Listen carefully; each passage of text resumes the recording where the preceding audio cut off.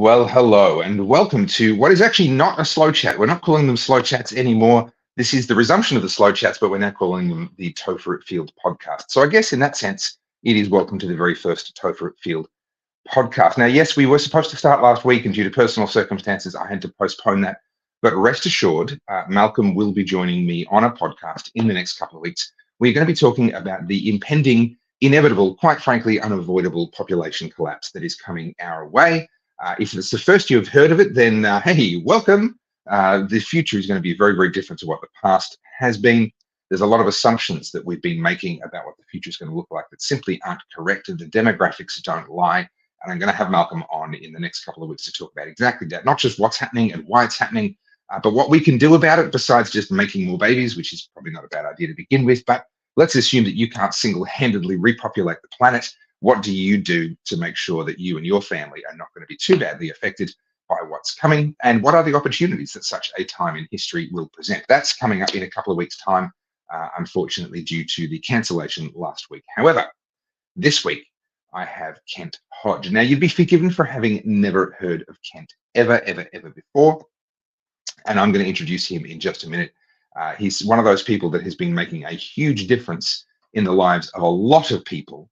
And is a true unsung hero, and he's going to help me to understand what in the world is going on the continent of Africa and what is happening with these global bodies that are meddling and trying to achieve their own objectives via the lives of other people on the African continent. So we're going to get to that in just a minute. We've got people joining us every single second, so welcome to everyone that's watching. Can you do me a couple of favors? First and foremost, can you please like this video if you're watching the live stream? And or if you're listening to the podcast, can you leave me a 5-star review? Viv, thank you so much for joining us. Hi there to you as well.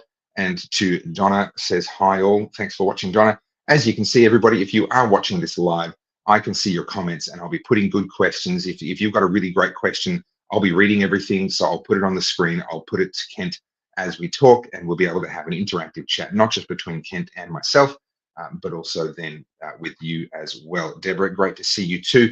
Leave me a comment. Let me know where you're watching from, especially if you are watching this live.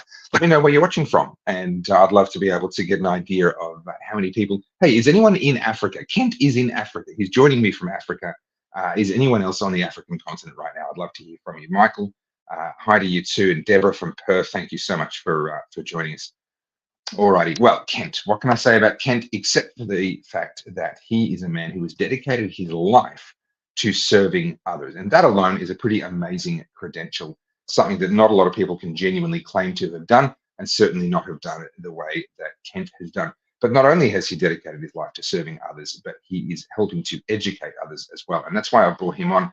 I actually met him. He came to Albury where I live. He came to Albury and he spoke at a church, and I listened to him and I went, this guy's there's more here. There's more here than what he's just what he's saying from up the front. And we chatted afterwards, and he made reference to international bodies, to multinational bodies, or sorry, to global bodies, excuse me, in particular the World Economic Forum, among others. And I went, Kent, I need to get you on my podcast. And today I am doing exactly that. So without further ado, and with all of the highs and hellos and locations pouring in, Agate Master from Cairns, Vivian from Melbourne, and Ethan is saying it'll be interesting when my future kids' plan B will be in Africa. Well, you never know. You never know. The African continent is rising fast, and if we just get out of their way and let them develop, there is no reason why certainly parts of Africa, and in time, large parts of Africa, can't become very, very desirable places to live. All right. Without further ado, here is Kent Hodge. Kent. Well, just waiting for the internet. There we go. Hello, how are you, Kent? Good evening. Good. Very good. Good evening to me. Good morning to you. We are literally joining each other from halfway. Yep, it's 11 a.m. here. So I saw Ethan someone is from just. Deniliquin. Yes, Deniliquin. That's where my wife comes from. Yeah. Beautiful. Beautiful part of the world. I was actually there just a couple of weeks ago, supporting one of the 8:32 events that's happening around there. Now, we do have a little bit of a delay. I apologize for that. So what I'm going to do to try and accommodate that is I'm just going to ask questions and then shut up and listen. And you can talk for as long as you need to, Kent, on each of the topics that I've got planned for tonight. And then when you're finished, you can finish and then just wait, because there might just be a 2-3 second delay while the internet does its thing halfway around the world. But Kent, really appreciate you being here. So Kent, one of the first things that fascinates me about you is you've made the decision as an Australian. Now you've got a bit of a hum, actually. Kent, is your microphone plugged in properly, or your headphones plugged in properly? There's a bit of a hum coming through. Oh, it's just stopped. Okay, look, I've got this fan on. It could be that. I'll turn it off. No, it's just stopped. That's clean now. Hopefully it'll stay that way. Okay, one of the things that fascinates me about you. What is that noise? Can everyone else hear that? Can I get some comments from people? Is that at my end? Am I just imagining things? Okay, Ethan says there's a hum again. Okay, all right. Well, look, we're just going to have to push through, I think. And it'll just have to come and go as we go along. All right. You were born and raised in Australia, as I understand it, Kent, and you have made the decision, and you've ended up in a situation where now, as a grown man, as a married man, you and your wife call the African continent home, and specifically Nigeria. Talk me a little bit about through that process and through that journey. There was some point in your life where you'd never had the thought, hey, I should move to Africa. And then there was a day where that thought happened and you went, I should move to Africa. But then, of course, there's the acting on it, and there's the either finding and marrying someone after that point, or bringing your wife along for that journey and having her actually, accept that, or maybe she was the catalyst. I don't know. How do you get to the point where you uproot your life out of a prosperous, wealthy, life on easy mode type country, which is how I would describe Australia, to then dedicate your life to helping people in a country much less fortunate? I grew up in the North Shore of Sydney, and had everything. It was a blessed family and good parents, and I had the choice of following that into the business world, but I just couldn't see the fulfillment in it, and right. So I was drawn more and more to, how can we serve? How can we make a difference in people's lives? One of the texts that meant something to me was, to whom much is given, much is expected. So I just felt we had something to share with others. And so that desire grew in my heart more and more when I met my future wife. She had the same desire. She grew up in the Deniliquin area, the Riverina, and she had the same desire to serve God in missions. And so we married in '83, and in '86 we left for Nigeria. So with our first child, she was 3 months old then at the time. And we joined an African ministry in southern Nigeria, which was such a blessing to us. A man called Benson Idahosa, and he became a father to us, and we worked with him for 13 years before he died. But that was just a huge privilege for us to be working with him and all the things that were going on. It was just such an exciting time. Can I interrupt you for a second? Can you try turning that fan off, and let's see if that cleans up the audio? Sorry to do that to you, because I know you probably need that fan for your own comfort, but we are just kind of struggling periodically with a hum that can be quite loud.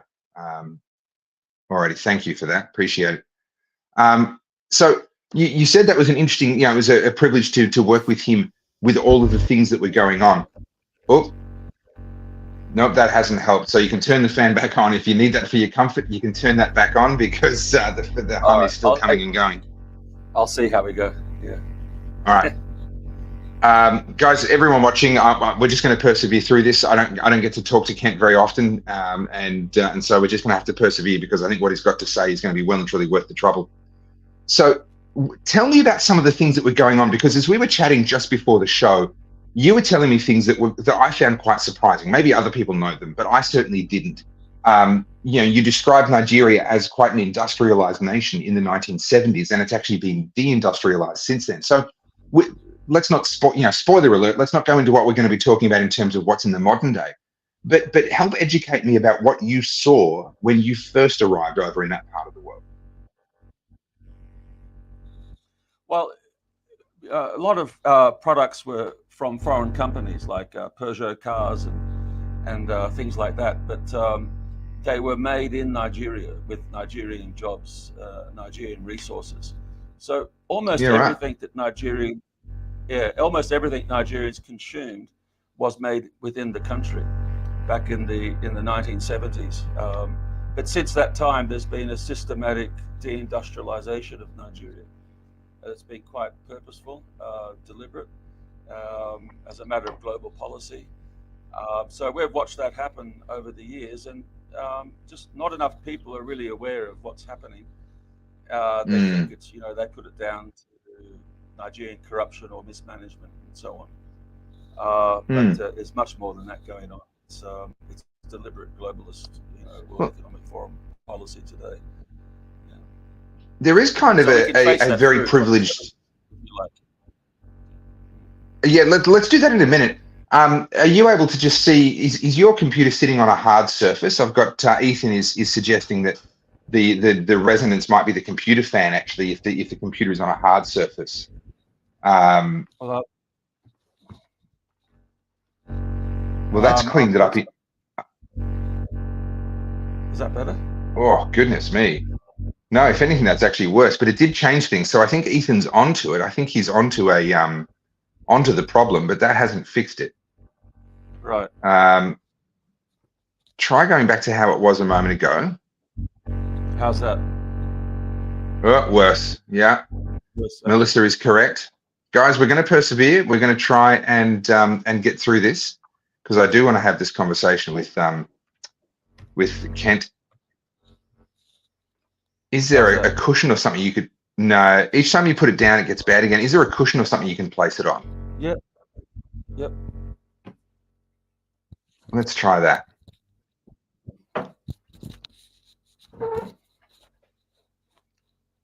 How's that? Oh. The audio. Oh no! It was great for a second.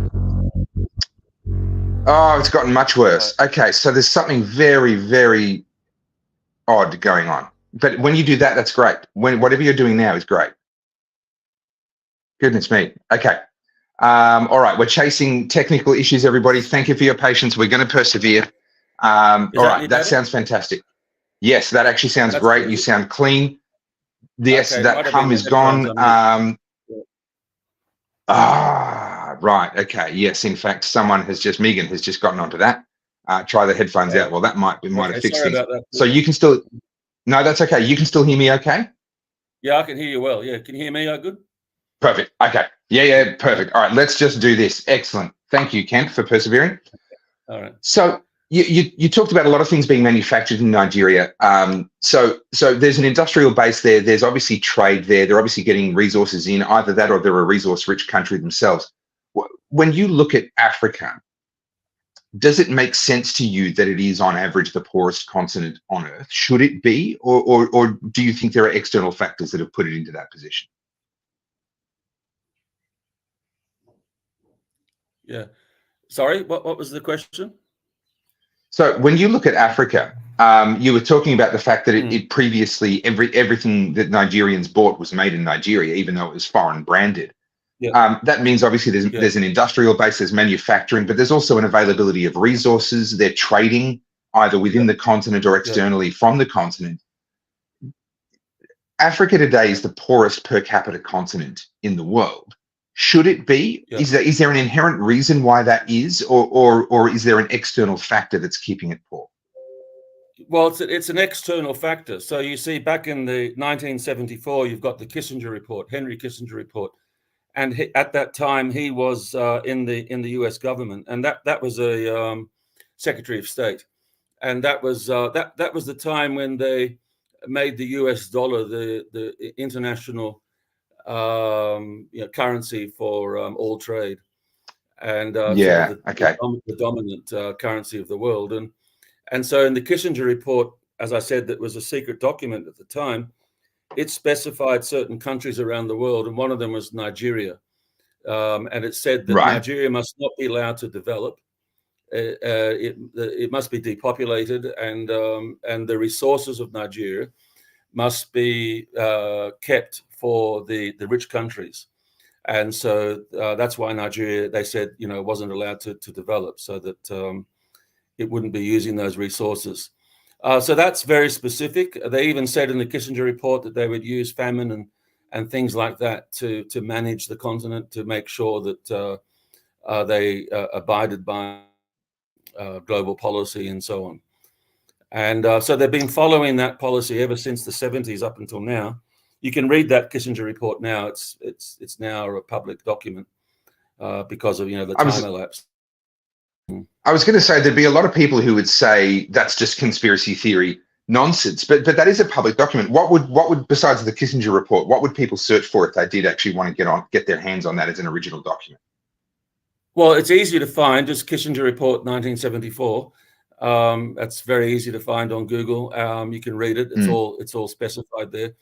But the history since that time too. So you've got the back in the 80s with President Babangida. So we got here in the 80s, and when we came, most people in the church, in Benson Hoster's church, like when I say most people, I mean deacons and elders and those sorts of the sort of middle-aged people. They had industries. They were small industries, but they had certain businesses and they made money. So you can drive through that part of the country and you see small businesses in a lot of places, fishing, transporting, all sorts of small-scale manufacturing. And the people were doing well, and they were helping, church people through university, helping the community, and there was sort of dignity.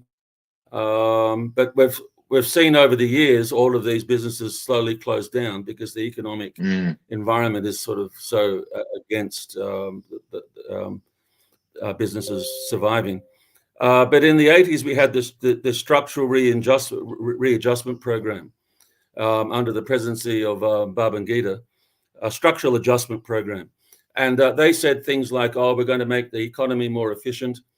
And so, all this blah, blah, we had the same in Australia.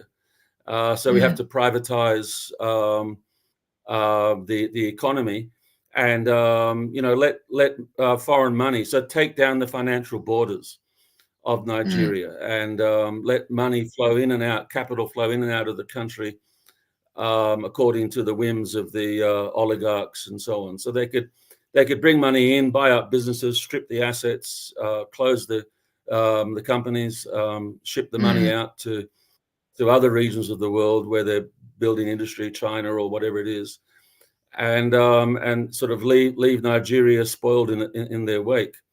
And I think if you go back to, say, Reagan and Thatcher's time, they had this idea of deregulating the global finance, so capital could just flow through nations and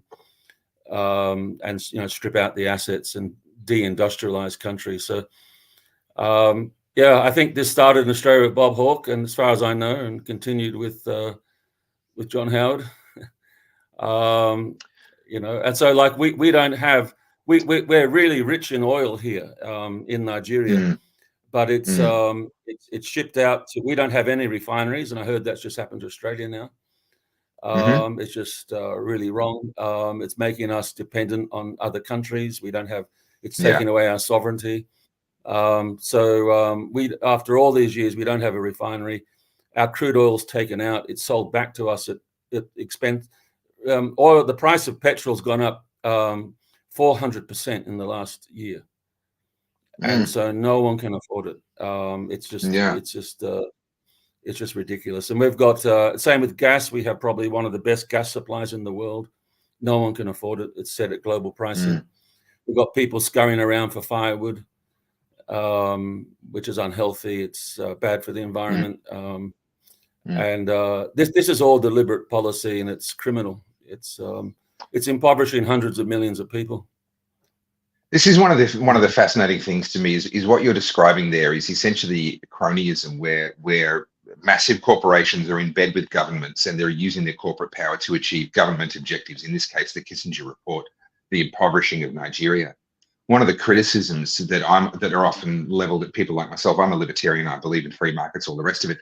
And people say to me, but then everyone's just in it for the money. And I say, well, I'm not afraid of someone who just wants my money. That's if they just want my money and they're going to serve me in some way, if they have to compete for my money against all the other people that also want my money, I've got no issue with that. It's the people that either they're either going to use government power to get the money for themselves, whether I would choose it or not. Or secondly, and I think this is what I'm hearing as we talk about Nigeria, people that, yes, they're involved in business, they're corporations, they're usually massive corporations, but actually they're not after the money. They're achieving some other agenda, and asset stripping a country or resource stripping a country, these sorts of things. These tend to be the results of usually corporations that are in bed with governments. Is the Nigerian government standing up for Nigerians, or are they kind of playing along with this? No, they're playing along with it, and they have been since the 80s, and they're bullied into it. They're if you look at the history of Africa as a whole, many different countries today, you have presidents that, you have regime change, you have all sorts of threats that are carried out. It can get quite serious. And, like there's a carrot and the stick that's pretty, you can, Confessions of a, I can't remember the name of it now, of I know the one you mean. Confessions of an Yes. That's happening here all through Africa. It's been going on for a long time, and countries are starting to wake up to it now. Yeah. South Africa, for example, some countries in East Africa, some in West Africa. The French-speaking countries now are waking up to it. But Nigeria is one of the keys where we need to wake up here, because it's a behemoth. It's a huge country in terms of resources, population. And if Nigeria became liberated from globalist control, West Africa would boom economically. It would boom very quickly. 10 years. So I want to jump back. I want to jump back in time a little bit, because I've been having discussions with my nieces and nephews about sort of the way the world is turning. And I'm quite pessimistic that unless we change direction, which is very possible, we could, but unless the West and the English-speaking, the Anglosphere changes direction, then we're in trouble in coming decades. We're on a bad trajectory. That's not forever. It's not permanent. It doesn't mean that it has to go that way, but that's the way it's going right now. And I see other parts of the world as having an enormous amount of potential to really rise very quickly. And at some point, their rise crosses over our fall, and you become better off being in these other places that we wouldn't necessarily consider right now. And one of the parts of the world that I have been watching with a little bit of interest are the parts of Africa where they're beginning to sort of create their own trade blocks. They're beginning to, I think there's discussions around a common currency. There's a few things like that. I don't really know where a lot of that's up to. You mentioned, that you believe that Nigeria in 10 years, if it was unfettered, if it just did what was actually in its best interest and let its people do the same, in 10 years, it'd be a powerhouse. I'm completely on board that message. Do you see people in Africa trying to make that happen in a sort of a tangible, practical sense?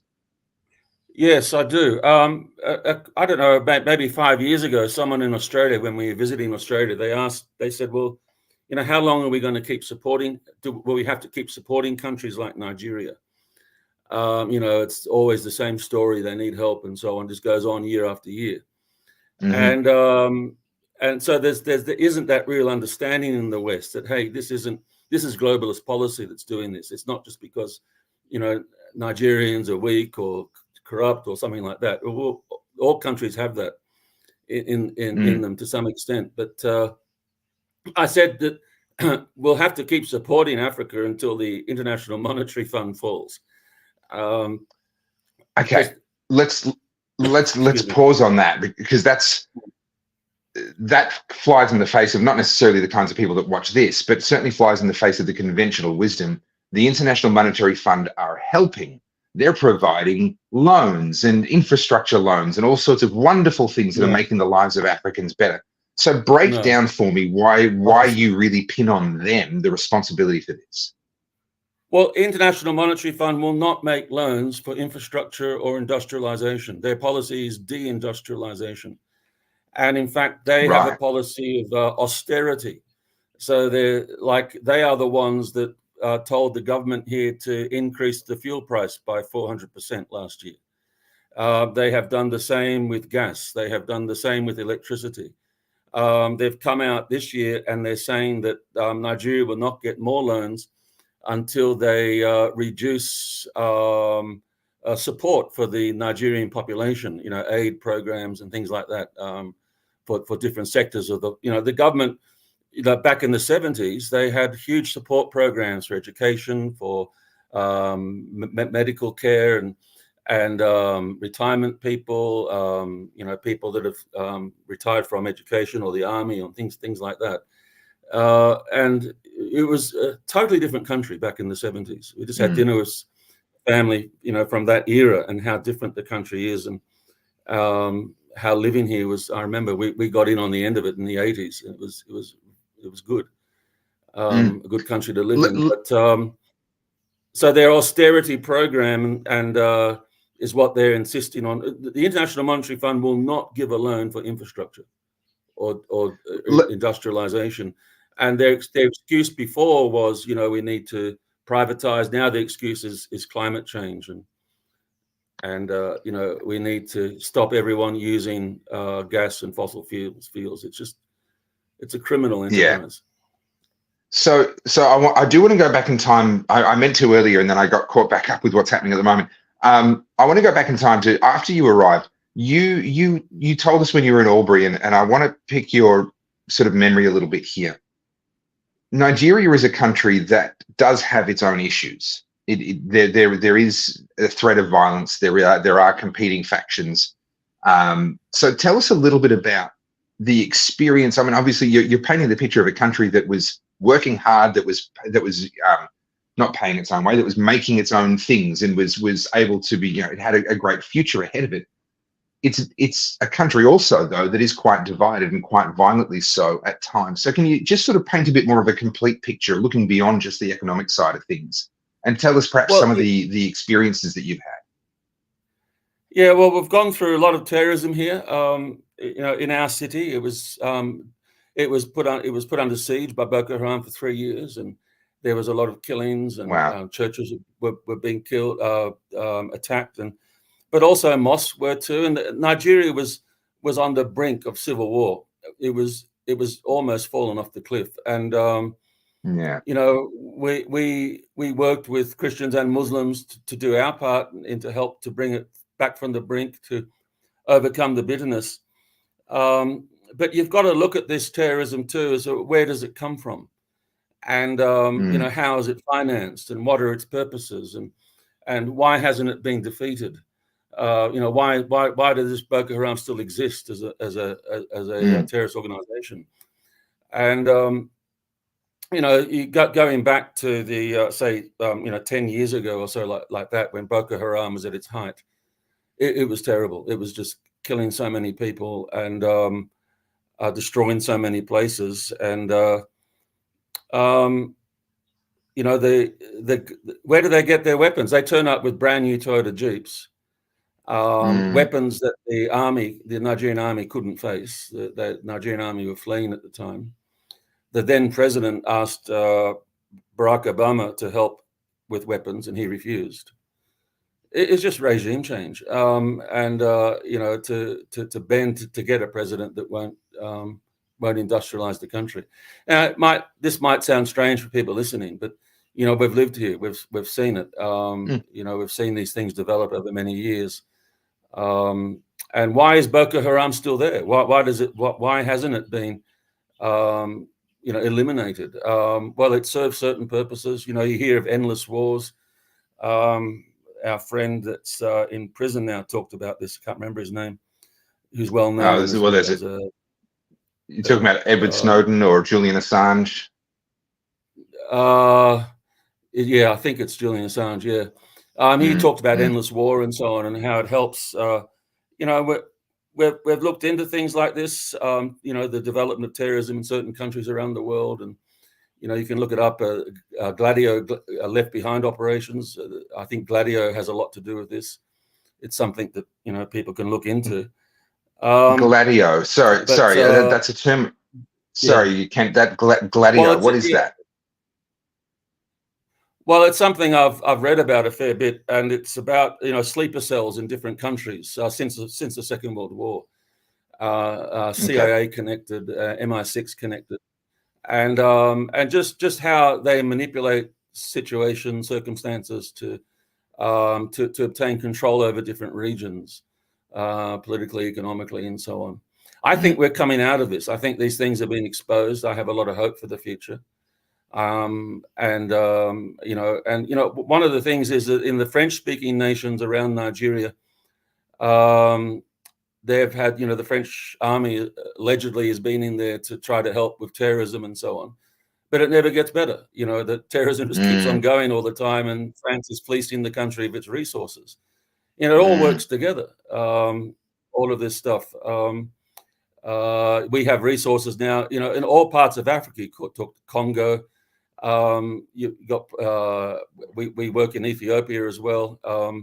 You get places with the absolutely anarchy, violence, and so on, and resources have been taken out into Europe, and at ridiculous prices. They're just being exploited, and the instability of countries helps this exploitation. It stops the country from becoming a proper entity, and organizing itself and making proper profits from its resources and competing on a level playing field with other nations. So Alan here sort of asks, Africa is so rich in resources. It's incredibly rich, and that's why we're having all these problems. We're just so rich in resources. And Alan here is asking, I think, the question that really cuts to the heart of what we're talking about. And in a sense, you've already answered parts of this, but you're talking about sleeper cells. We know the CIA engages in regime change. It's on the record. We know they've done it in Central America. We know they've done it in South America. We know they've done it in the Middle East. You're saying that you're convinced that either the CIA or MI6 or both have been involved in regime change, or at least sleeper cells in Africa, if I understand correctly. You're suggesting that there's external funding for things like Boko Haram because they're useful to external powers, and that's why they're able to arm and to persist. The World Bank, the International Monetary Fund, etc. I mean, in a sense, you're kind of painting a picture that Nigeria and presumably other parts of Africa as well have kind of been deemed the whipping boy of the rest of the world. It's in a sense, when you paint a picture that grim, it's a little bit amazing that they're kind of still standing at all. What's the reality of life in Nigeria now? I'd still want to go back in time and talk about your work, because you've done incredible things over the decades. But what's the reality of life in Nigeria now? I talk a lot about Venezuela because I've been there. I've been to China. I've been to other parts of the world. Bring me up to speed. I've never been anywhere on the African continent. What is the daily life of a Nigerian? Oh, well, it's shocking where we are. And just people, to fill a tank of your car with petrol, it would take 2 months' wage for a normal person just to fill a tank once. Wow! And there's been incredible food inflation as well because of the petrol. So many businesses have gone out of business, closed down because they can't get diesel, they can't get petrol to operate, they can't get electricity to operate. The food cost is just, people just can't afford to live. And as I said, we have staff that are paid here. We've got a lot of staff, and we pay them, but they're very good. They work very hard and they never complain. But you see them scurrying around looking for firewood. Like we had a terrorist attack about an hour's or 45 minutes drive from us back last Christmas, and 500 people were killed and 20,000 people were displaced. And so some of our staff are from that area, and they've got displaced people living in their house here for a while, a few months, while things settle down. And so they're scurrying around looking for firewood so they can cook for the people of their home. And it just, I don't know, I get sour, I get angry. All this is just so unnecessary that I don't know how these people sleep at night who do this to this country, that prevent Nigerians accessing their own cheap resources. You can't have economic recovery unless you've got cheap energy, and we have it. We've got it coming out of our ears, cheap, clean energy. And you've got these people in the World Economic Forum saying, "How dare you?" And I just don't know how they sleep. The poverty and that they are causing here. The French country just north of us, Niger, recently kicked the French out. The French have been taking uranium out of there for years and selling it in Europe for their reactors, nuclear reactors. They've got energy. Niger doesn't have any energy at all. They don't have electricity. And they can't even use their own uranium. And the new president was saying, look, we don't have anything here. You're just taking all these resources. You're subjecting our currency under your control. If they had one nuclear reactor, they could pump up artesian water, which is almost infinite in supply. They could green the whole country. And that would stop Fulani terrorism in Nigeria. We could stop terrorism completely here by having control over our economies and our resources, developing in our nation. It wouldn't take long. And that's what's happening. I want to get to this question by Ryan, but before I do, you just mentioned the artesian water. Correct me if I'm wrong. Wasn't that something that Gaddafi was working on? Was a major water pipeline project to the north again, up on the Mediterranean coast? Yes. Do you believe that again was another example of foreign interference, just simply trying to stop him from achieving that kind of prosperity? Absolutely. It was a criminal attack by NATO on excuse me, but that I'm angry. I see the suffering here, and I just want to call it the way I see it. And he was developing the artesian agriculture, water agriculture. We've got the same thing happening in Australia. That we can't access our irrigation water, and I saw you did a program on that.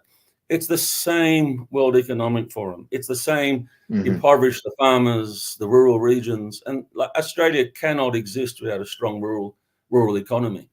And I've heard that's happened. I saw your speaker at your conference talking about the logging industry.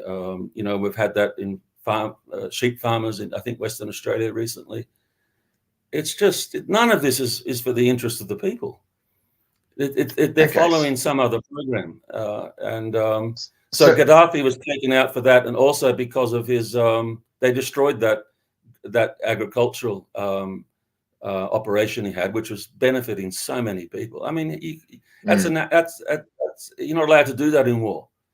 Destroy infrastructure like that. That's a war crime. And also because he wanted to create an African currency and take us out of the dollar, which would have been a huge blessing. We don't want we want to sell oil in our own Nigerian currency so that it can become valuable. Yeah. The currency here has been decimated. It was $1 to 1 naira in 1986. Now it's 1,400 naira to $1. Yeah, and wow. That doesn't have to be like that. It can be turned around. So let's come to this question by Ryan here, because what you're saying makes a lot of sense. It resonates with a lot of other things that I've seen. What you're telling me is not outrageous, at least not in my view. But there is this question of, okay, why? I mean, we've talked about asset stripping. We've talked about, obviously, there are people trying to profiteer from this and clearly just don't have a humanitarian bone in their body. They don't care about the human suffering side of it. But are we just dealing with pathological psychopaths here? What is the bigger agenda? I mean, well, I'm not a fly on the wall in these people's meetings, so I can only speculate as to the why. I think the first question is this happening? Are they doing this? Do we have evidence that they're doing this over the long term? And definitely we have it. So you can't discount all that evidence because we don't know the why of it. So, people can have different understandings of the why.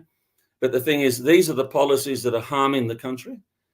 We've got to stop continuing in this direction. We've got to turn it around. And but I think I can just guess some of the policies. West Africa would become too powerful. It would use resources that others think belong to them. It would get out of control. So you wouldn't have the same hegemony, the global economic hegemony we have now. You wouldn't have that if you had your Gaddafis and you had your West Africa being strong, and so and you got the rise of BRICS today too. The China-Russia economic community, so to speak, and that's a real threat against global economic hegemony. You're going to get a lot of propaganda. You're going to get a lot of wars. This is really one of the things we're fighting today. Russia is big in Africa at the moment, and so you've heard the question, I'm sure. Why are the pyramids in Egypt? Yeah, because they were too big to take back to the museum in London.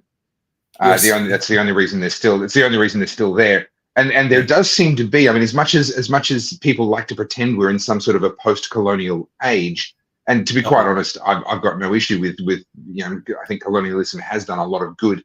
It's also done a lot of bad, but we can't focus on one and ignore the other. But there is a reality that we like to tell ourselves that we're in a post-colonial world, but the evidence would suggest that colonialism has morphed, but it is very much alive and well. And Africa is still being colonized by the superpowers. Yes. Yeah.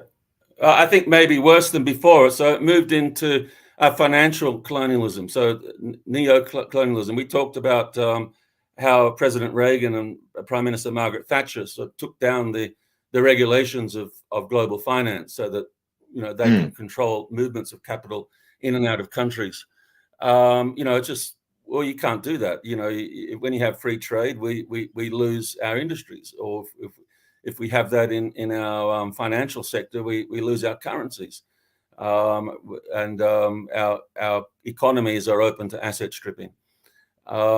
So we need to protect our economies, and that hasn't been done here. We had a huge textile industry in Nigeria, in the north here, massive, that took all our cotton and from the farmers, and it was really prospering and really well known around the world, our textiles. That they were all brought up. Once our financial borders came down, all of those industries were bought up, they were closed down, and they were now we get cheap African textiles from China. And we have no industries here anymore. And so this is not something local people are able to control. Let me pick up on this, because there's people jumping up and down in the comments talking about lefty paradigms, and this stream is so lefty and blah, blah, blah. Listen, people, I let people say what they believe to be true. I'm not here to shove anything down anyone's throat. I get lots of opportunities to promote my libertarian worldviews, and I'm not going to stop somebody else from promoting their particular understanding of how the world works. Now, back to you. There is a reality, though, now for China, that they've become so wealthy that they're actually beginning to be less competitive. And correct me if I'm wrong, but I understand that China have actually started to look to Africa, and then moving industry back into Africa is what I had been told, because Africa supplies the cheap labor that they now need as a consumer economy. So what's that relationship like? Well, just like with the IMF, for example, and people can check into this, they don't make loans for infrastructural industry in Nigeria. That's out of the question. They will not do it. So they tried to make a loan to Nigeria last year for austerity, to give aid, a really small amount of money because of the oil increase. And that wouldn't have helped anybody. The money was too small. And so people said, no, we don't want a loan for aid because we won't be able to pay it back. We'll be under eternal debt. We want a loan for industry and infrastructure. And the IMF flatly refused. Sure. Said, no, you do not get that, global warming, blah, blah. And by the way, if I was a lefty, I'd be for global warming, I would think. I don't know. So what you do now is, if you can't get it from aid from Western banking economy, you've got to go to other countries. And so Blinken from the US, the Secretary of State, was in South Africa recently, chastising them for their relationships with China and Russia. And they said to him, look, we're not children, we're a sovereign country. You don't talk to us about who we have relationships with. And they put him back on the plane. And now Russia, America has concerns for money laundering and terrorism support in South African government, and they come out, oh, we're squeaky clean. We're trying to, it's just nonsense. They just don't want us to, and I'm not saying that Russia and China are squeaky clean, but we need to be vigilant, and make our own decisions about who we trade with, and and who we relate with. We're not colony anymore. We're human beings, and we're not lower on the evolutionary scale, or all that sort of stuff that Westerners used to say, and we need that dignity. Now, if you go in Nigeria, if you travel to our airport about 6 miles away, you will travel on Chinese roads, and you will fly from a Chinese airport. And when they build it, it's owned by Nigeria. Because Nigeria has an asset, infrastructure, and an industry, we make money on that, and so we can pay off the loan. We're not debt slaves. When you make loans to countries for aid, you can't pay it off. If you make loans to countries for agricultural, you can't pay it off. But if it's for industry and infrastructure, you have income, you have jobs, and you can pay off that loan, and you can become a sovereign economy. And so we want to relate to people that on that basis that will allow us to become sovereign economies of development. Yeah. And this is such an important thing. And, obviously Australia in comparison, we're incredibly wealthy. It's, I was born in Australia in 1982. I won the lottery. To me, that's, I won the global and historical lottery. Yes. And yet I suspect because we've had it so good for so long, we're now undermining our own ongoing success. And I'm a little bit concerned that we might here in Australia be setting ourselves on a path towards that kind of deindustrialization, not because of external factors, but actually because we've stopped understanding the importance of it internally, and we're no longer fighting for it. And we see things like unaffordable electricity and these sorts of problems that you're talking about. Yeah. Nigeria's just further down the same road. It seems that way, and with much more external influence, much more external factors, it seems, in the Nigerian experience. I'd love to hear from you more about your actual work over the years, because you've done incredible things in terms of, obviously in Christian ministry, but also in terms of healthcare, in terms of looking after people in crisis and poverty, and just trying to actually, help people in their lives as their country is going through various types of challenges over time. Yeah. So could you give us just a little bit of an overview of these, 40 or so years that you've been actively personally, 50 odd years since you've been actively personally involved in Nigeria? What are some of the highlights and perhaps some of the lowlights of that journey? Well, the first 20 years we were in southern Nigeria, and that was just training pastors. So in 2006, we moved to the north, and so we started again. We work interdenominationally for all churches, training pastors. But that's after a few years, that's when Boko Haram broke out and laid siege against our city. And, so many thousands of people were being killed. And all around us where we live, we went through this violence every day. And some of our good friends, one of the leaders of our college was killed, many others that we know.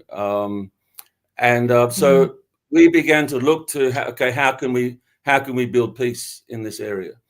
One of them was that around our community, and this was not Boko Haram, this was just youth, impoverished youth. We have so many youth here. We're really blessed with population. Thank God they haven't been able to stop that. We have, so the Muslims and the Christian youth began to kill each other. And we're talking about thousands of people. This is right where we were situated.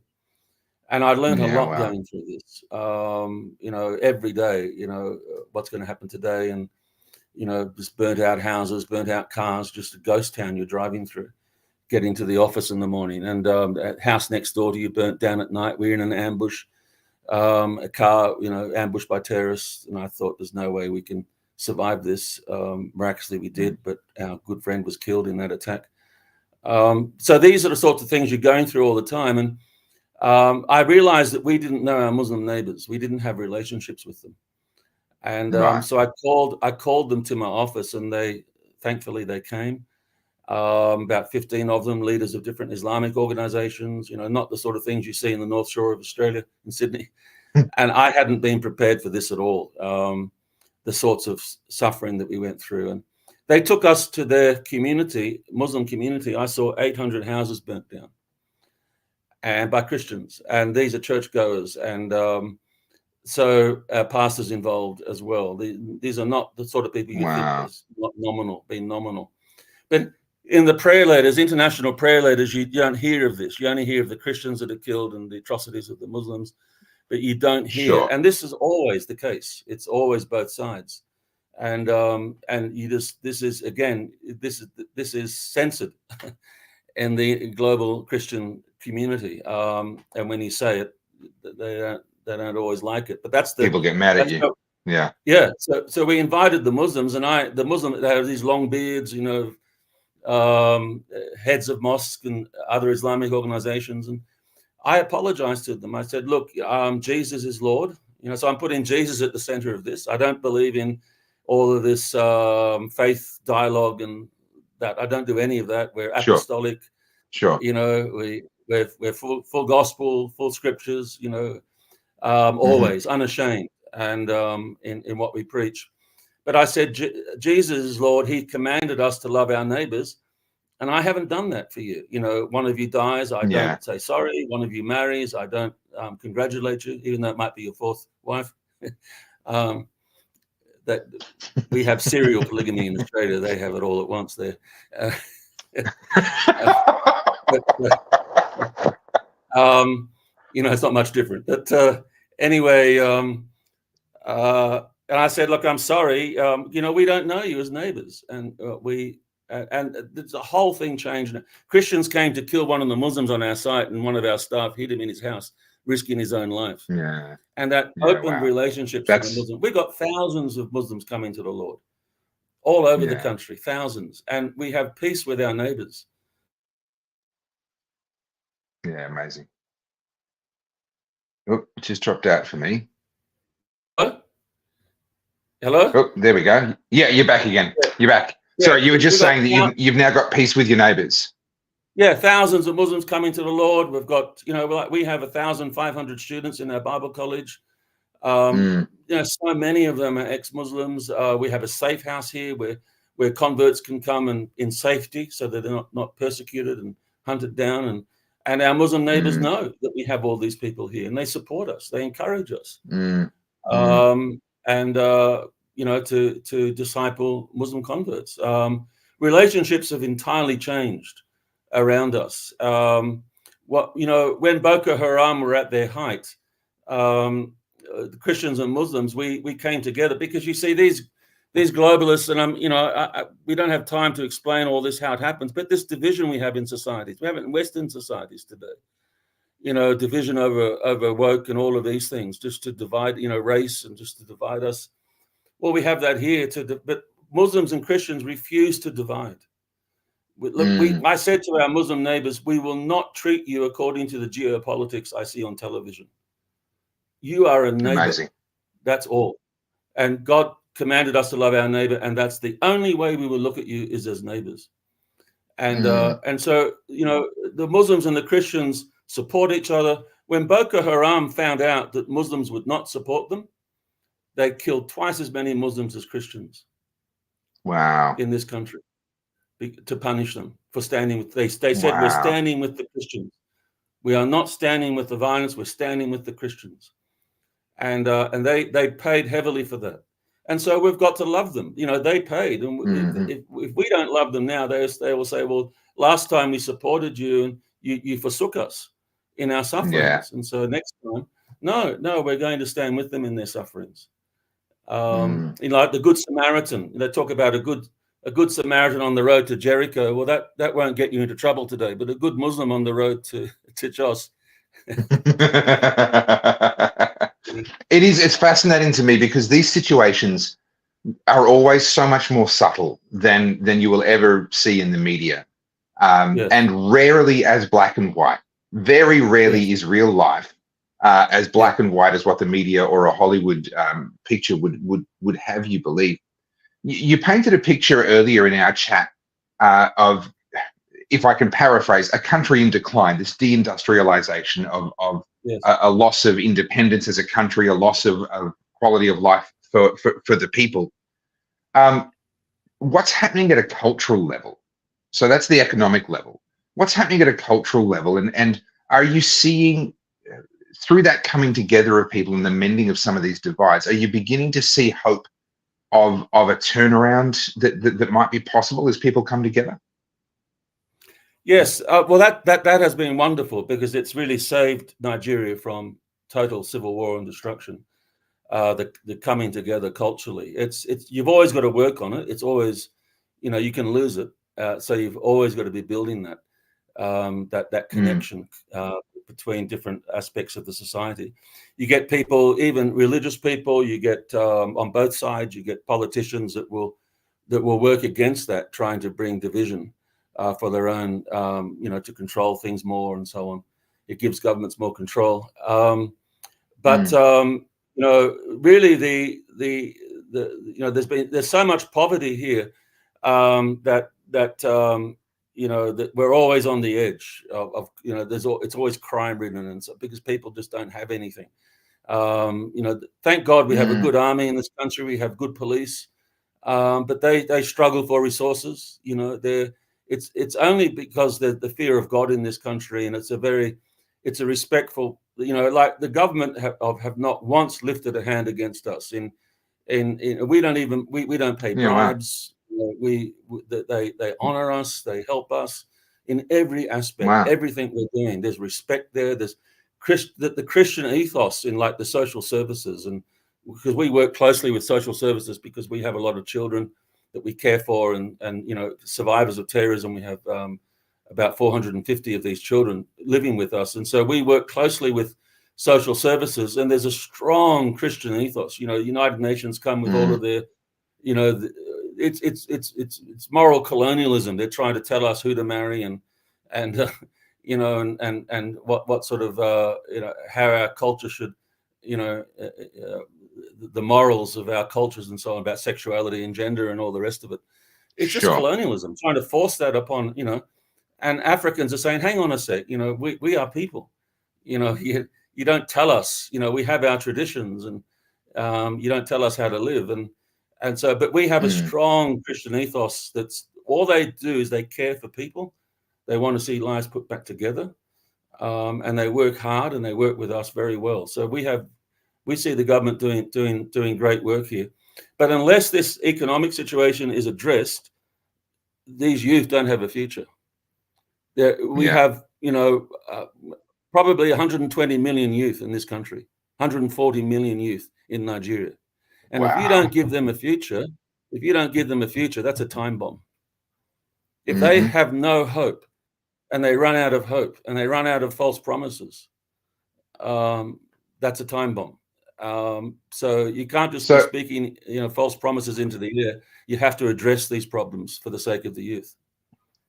With that exact thought in mind, talk to me about the last couple of years in Nigeria and the impact of COVID, the impact of COVID policies in Nigeria, and also I lastly want to get to the impact that other countries' COVID policies have had on Nigeria.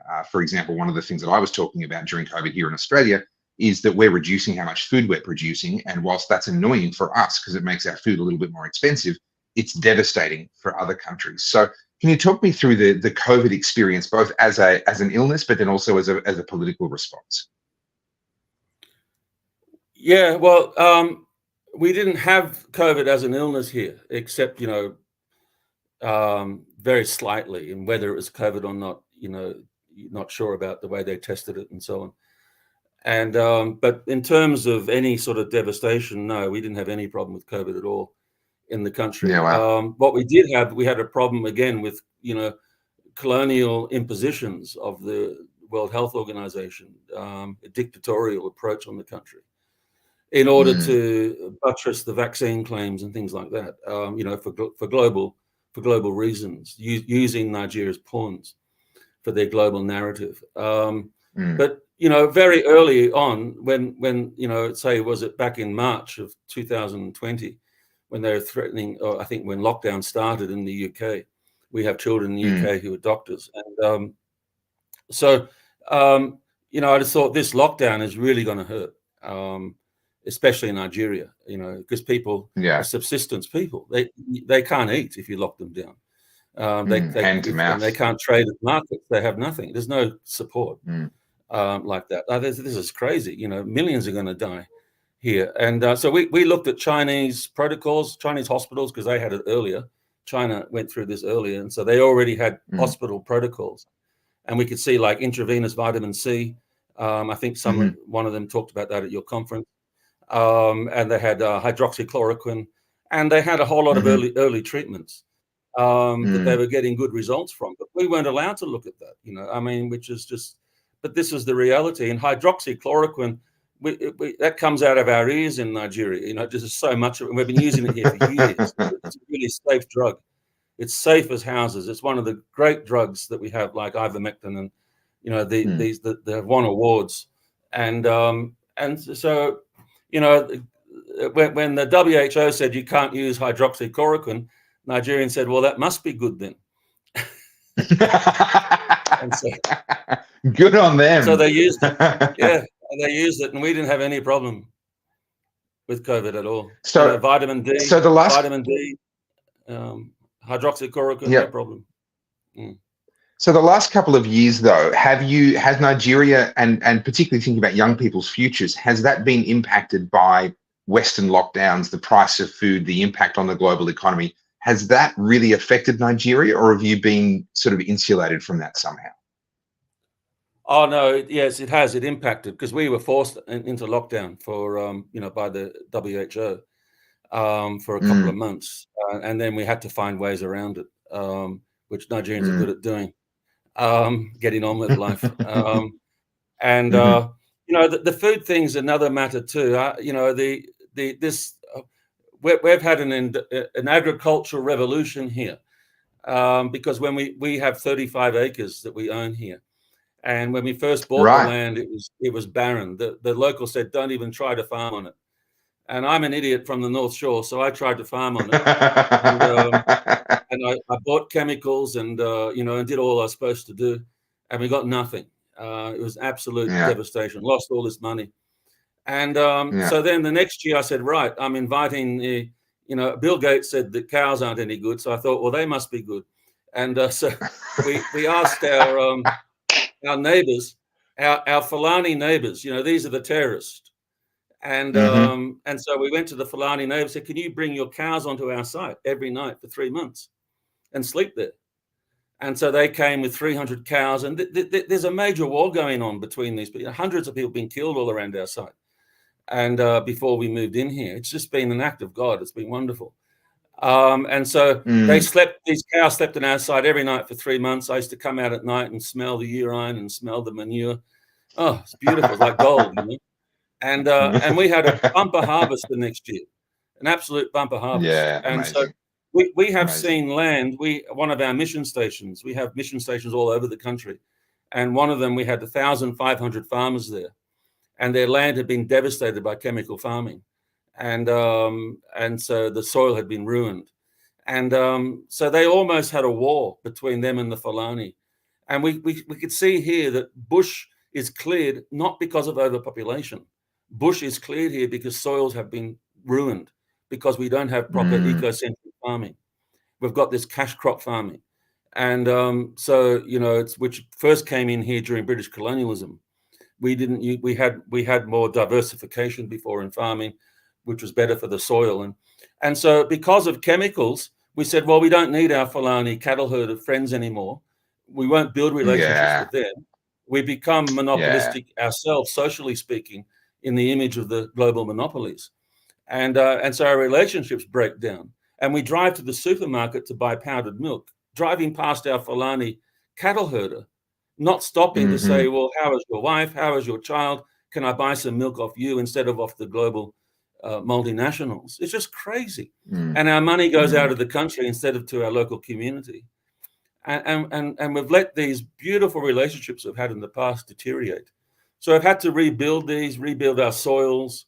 The cows, if you believe that carbon's a problem, which I don't think it is, but I'm not a scientist, but if you believe it is, then cows sequester carbon into the soil when you get an ecosystem going like this. Yeah. So I think this cash cropping in Australia and sending all of this abundant harvest over Africa, I don't think it's really helped us. It might, times it has in emergencies, but it's developed a dependency and a breakdown of the agricultural community here within Africa, which is not good for the long term. We need to build up our It's a beautiful. It's the same It's with a beautiful theme in other areas. The industry, not only is our industrial sector's been broken down by global events, but our agricultural sectors have been as well, and these need to be protected. Yeah. There's a beautiful theme emerging as we're talking around this theme of relationships and reaching out to your neighbors, reaching out to your enemies, reaching out to people that the media have told you are the bad guys and that they're not your friends. You shouldn't be hanging around with them. I think that's a lesson that is very easy to lose in a privileged Western country, because it is so easy for us to get in our car and drive. We start the car when we're in the garage, and the door rolls up behind us, and we reverse out and away we go. And then when we get back home, we're pulling up to the garage and the door is opening, and we go in and the door closes behind us. And we almost impose this sort of we've got a man cave. We impose this self-isolation. And I think we've really lost touch with the richness of life in a world where you know your neighbors and in a world where you are a part of these sorts of communities. What's it like for you when you come back to Australia now? You come on holiday here or visit family, etc. Do you get culture shock coming back? Are you now so used to that Nigerian environment that you've lived in for so long that this feels strange over here? Not anymore. I used to in the earlier years. I'd get big culture shock, especially if I go to McDonald's, which I wouldn't go to now. But if I went to McDonald's then and bought a meal, you could feed a student here for 1 week on that. And you watch a movie on television and they're destroying 100 cars just for entertainment. Where I don't have a car. Well, I didn't back in my early days. And so I used to get a lot of culture shock. In fact, it made me sick. I was very skinny. I had medical issues, but I got over that. I don't get culture shock now. I'm more used to it.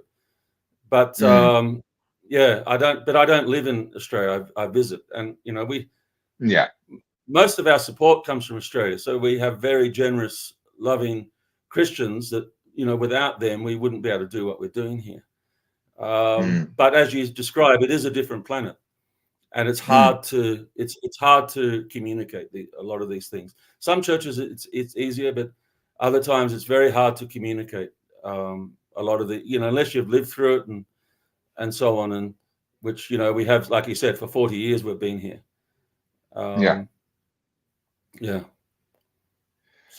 So what do you see as the future then? We're talking about the future of young people. I mean, there's 140 odd million younger people. That would have helped during COVID, by the way. Obviously, we know that COVID affects more elderly people astronomically more severely than it does younger people. Add the fact that hydroxychloroquine is so widely available, and obviously there's plenty of sunshine. And you can start to understand why Nigeria would have got through relatively unscathed. But you've painted still a bit of a bleak kind of a picture. So as you look ahead for Nigeria, and particularly for young Nigerians, what is it that you see? Well, I've studied a little bit about the American problem, and who's controlling the World Economic Forum, and and the policies that have been visited upon this country since Henry Kissinger's time, and so on. And I see the emergence of something different. It's been fought tooth and nail, but there's an emergence of something like sovereign alliances, where countries are allowed to come back into their sovereign identity, and not to be self-centered, to relate to one another for each other's good, but not to be steamrolled and be colonized. And so you got to have that balance there. So I see that emerging. I see, like you going back to Abraham Lincoln's time in America. You had this vision of, even back in the American Revolution, of escaping the oligarchy, the British East India Company that controlled your banking, controlled your industry, to make sure that you couldn't industrialize, that Britain was the one that got the profits in controlling India and so on. And so the Americans wanted to be free from that hegemony, that European hegemony of the aristocracy and so on. So I think there's an attempt now to bring us back under that hegemony, if you like, British East India Company, but it's obviously goes by different names today. This aristocracy, this inherited money controlling things, whittling away our freedoms that our forefathers fought for. You go talk about William Wilberforce and the Salvation Army and the evangelicals. 200 years ago, evangelicals weren't doing rapture practice. They were trying to fix the country. Sorry, I missed that. Sorry, you were breaking. Sorry, okay, Kent, you were actually just breaking up right on. Yeah, 200 years ago, the evangelicals of Britain. You're talking about Wilberforce, John Newton, the Salvation Army, the Wesleys, and so on. Not just them, but most of the people, the evangelicals, they had an understanding that we are salt and light. We're here to change the world. They weren't going into rapture practice. They said, no, we're here to transform nations. And they worked on that, and they fought for our liberties. They fought for, to curtail government, to bring it back under, like the things of the American Constitution, that they hold these things plain, that these are God-given rights, the human freedoms and so on. These are given to us in creation by God, not by government. And so government can't take them away. I think this was what we see in that revolution. I don't agree with the violence of it. I don't agree with violence as a remedy today. We've overcome incredible violence here without violence in Nigeria. And we can see that the principles of Christ are far more powerful. But there are very strong principles in the revolution, the American one, about us being made in the image of God, and not in the image of that Noah chap of World Economic Forum, or Klaus Schwab, who wants to digitalize humanity, to control us. And this is, I think, is such a key. I mean, you're preaching to the choir now, in terms of the dignity of the individual and that individual sovereignty and the sort of. Yes. You mentioned before sort of the sovereignty of nations and the sovereign sort of treaties and deals that they would make. And to me, that's also how the world should work at an individual level, that you're a sovereign and I'm a sovereign, and we should be able to associate with who we wish, trade with who we wish, and not be bullied and manipulated into being forced to, trade with companies that we don't want to, or associate with people that we don't want to. Is there a cultural understanding of freedom in Nigeria? I mean, you would argue that something like the American War of Independence was born out of kind of a fundamental cultural understanding of the idea of freedom, the concept of what freedom is and autonomy is. Does that exist within Nigerian culture? I'm not sure. I think that what I love about Nigeria is it's very respectful. They have a real culture of respect. And it's very un-Western in that sense. You don't talk to your parents, just any way you like to, and things like that. Now, that can be abused. It can be abused. Elderly people can abuse that, and it often is abused. But still, there are good aspects to it, and I think probably because we're called grandparents now, we're coming into our element now. People respect us. Because of our age in Nigeria, so it's very nice. But I don't know. There's been a violence in times past when people have been oppressed in Nigeria. They've responded violently, and we can only thank God that hasn't happened today. That we've had a lot of injustices visited upon Nigeria, especially in the last 4 years, and there hasn't been a violent reaction from the youth. It's a miracle. I don't understand why. It always has been in the past, but now it's not. But no, I'm not sure that they have the same American ideas, which is a bit of a problem in a sense. We need them. There needs to be an awakening within Nigeria. It's interesting to me. Not violent. I'm obviously a very pro-freedom person, and there's a lot of people that agree with me on the pro-freedom side of things. that leap to this idea that they have that there is a need for a revolution. There is a need to tear it all down and then we'll rebuild something better. That there's a need for, in the words of one of the American founding fathers, the tree of liberty needs to be watered by the blood of patriots and tyrants from time to time. And there's almost this desire for that. And I think that that's something unique to people that haven't seen violence. And I don't think anyone that's been and seen what you've seen would be hoping for anything like that. Now, I've never seen anything like that in person, but you just have to read history. The American Revolution is an exceptionally rare event where something better came out after the violence. You look at French revolutions, you look at the British civil wars, you look throughout the world, on almost every single occasion, something far worse emerges from the bloodshed. Are we seeing a reduction in violence in Nigeria? Is that happening widespread, or is that pretty unique to the community around you? Well, we have very good peace in our community. As I said, where we bought our land, our 35 acres, this was at war at that time, and I should have done my homework a bit better. But there was a lot of killing here.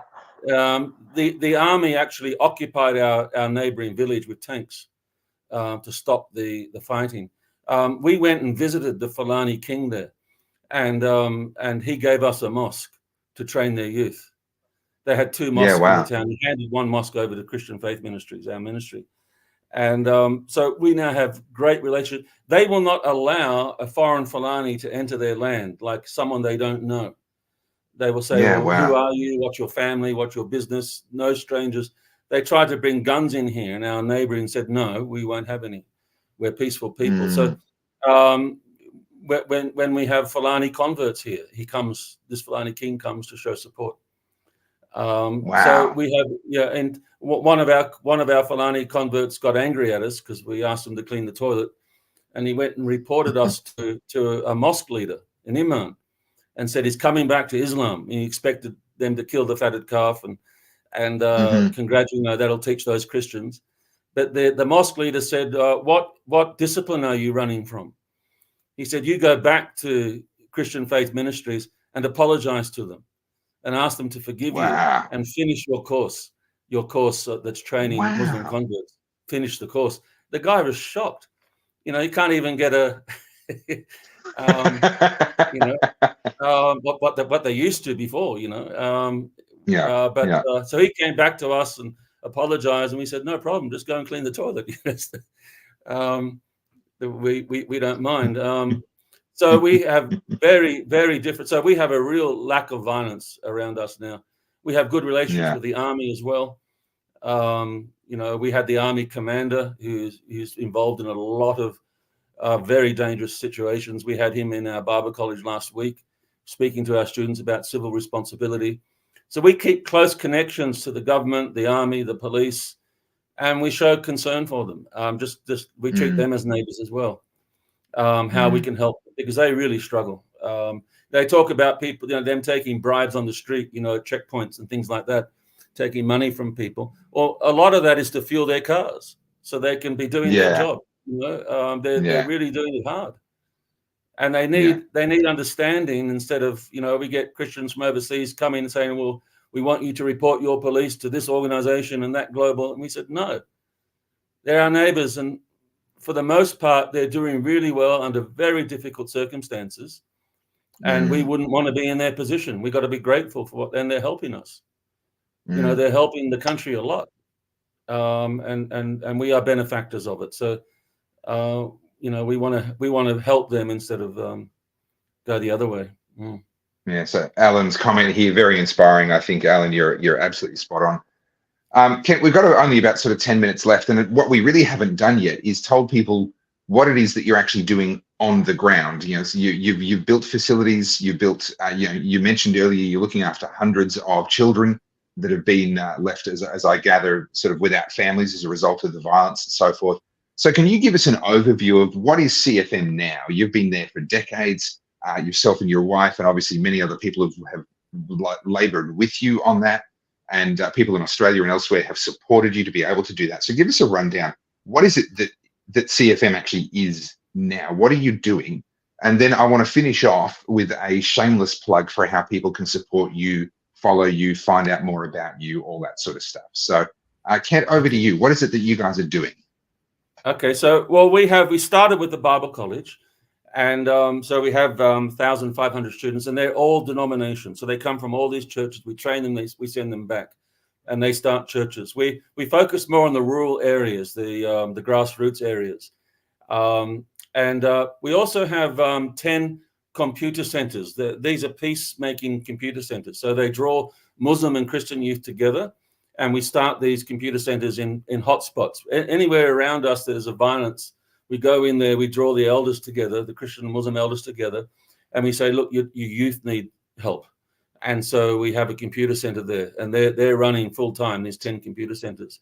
Wow. We also have children's schools, so we have 1,500 children in schools, different places in the country. We have, as I said, about 430 children in our crisis care home. They live with us. We support them fully. We have a hospital with about 6 different doctors working in it. Surgery, minor surgeries, no heart surgeries yet, but just minor surgeries, but wards, dentistry and diagnostics. And this is to serve both the Muslim and Christian communities around us.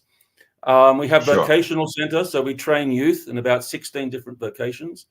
Because if you have a university degree here, you may as well cook your fish on the certificate. You can't get a job. So you've got to have a vocational skill. So all our Bible school students, they all do vocational studies. We have, as I said, about 16 different building skills, also, all sorts of different skills. What else do we have? We have mission stations. So we have about 250 mission stations. These are churches in rural areas, and they're evangelizing constantly. So they're in Nigeria, Cameroon, Chad, Niger, Ethiopia, Sudan, and Egypt. So that's, wow. We just got back from a pastors' conference in Egypt a couple of months ago. God's given us wonderful people. We have 460 full-time staff on our team. And they're just, God's given us wonderful people to work with. They're very faithful. One of the reasons why we're still here is because our team is so faithful. They, you know, they encourage us, they inspire us, and we can't give up when they haven't. You know, they're great people that God's given us. So tell me a little bit. There was a question. The questions have been scrolling in very, very quickly, so I've lost this question. There's 750 people still watching live right now, Kent. Just so you know. We're an hour and 20 minutes in, and there's still 750 people watching and enjoying this amazing conversation. So grateful to you. I've lost the. Oh no, here it is. Elizabeth has asked. Hang on, as soon as my computer responds, there we go. Cool. What is the name of the Bible College, please? So if someone actually wanted to sort of drill down and really understand what you're doing, where would they look?